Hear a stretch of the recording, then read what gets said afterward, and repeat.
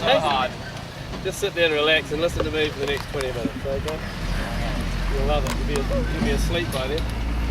Right, what? Who said anything? Now this is an exciting day of learning how to hit a second serve, alright?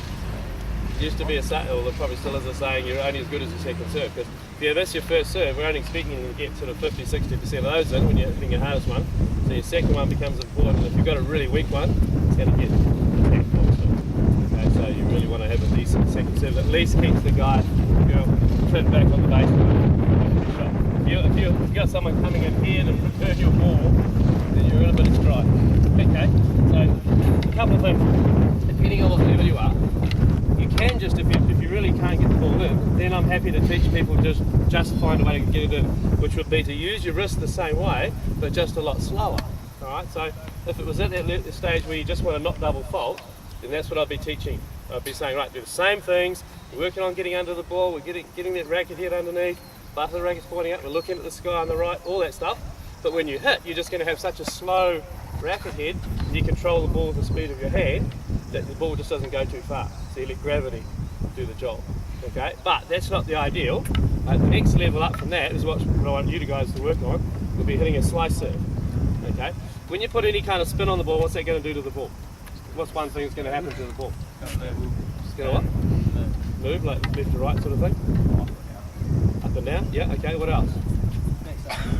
What's that? Makes it unpredictable. Good bit. Yeah. Depending on what spin. Yeah, that's a good point. But what else? We're thinking about controlling the ball. What can you think if you said we're trying to control the ball? What's spin going to do?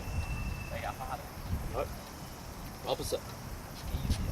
Well, it's going to make it slower. Okay. If I have a swing like this with a flat serve, you look at the speed of that, then I have the same speed on my racket on the second one. Right. There's just as much speed on my racket there. What happened to the ball? Slowed down. Okay. So the point being that you want to have a fast swing, all right, but have the ball slowed down so it doesn't go too fast. Because in tennis, one of the biggest things about tennis, one of the biggest things about tennis is that it's an individual sport. You've got no one else to rely on except yourself. Okay, so if you're under pressure, like I know for me, if I didn't have I have a kick serve, it's called a kick serve, a top spin serve. If I didn't have that and I'm under pressure, there's going to be two problems you have if you hit a flat serve. Can anybody say what they're going to be? I'm about to serve at 30-40 at 5-4 down, and I'm feeling a bit tight, and I'm hitting a flat serve only. What are going to be the two issues? What's going to happen to the ball if I get nervous?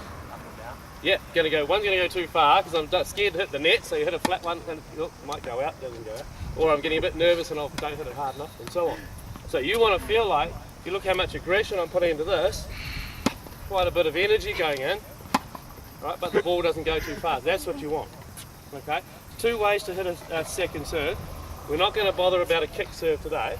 The kick serve is where you hit like a top spin shot. Does everybody know about that shot? You kick her away. She's annoying. She does that. She finds a leg and that's her dinner for the day. Yeah. So a kick serve is this one, guys. So when you top spin your serve, you see how much speed I'm putting into the racket head there. And I can go as fast as I can and the ball doesn't go out because of the top spin. So look how fast I'm going there. That one did go out. Right, but that just gives you the feeling that you can attack it. But we're going to do a slice serve. So everybody hold their racket out towards me. Okay, so you know how we did that little wrist pronation last week? We're trying to get it flat. Now we're going to do a different wrist pronation. So you're going to go sort of straight over the top. So if you want to, you can bring your grip a touch to the left. Ooh. I do that for my slice serve. I just bring it a notch over to the left. Okay? Now the main difference is going to be that your racket's coming over the top here.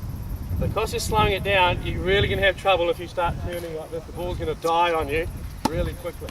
So it's going to be important when we start hitting that you're really hitting up on it. Okay, and you're really throwing that racket out to the right. Okay, so watch that wrist snap again. It's here, and it's coming through over the top like that. Now when you relax the finish, which I want you to do, watch the finish this time, you sort of suck it back in towards yourself. Because again, if you stop, you tell me what's going to happen if I stop at contact, as far as the spin goes. If I stop when I hit the ball, what's going to happen? Somebody?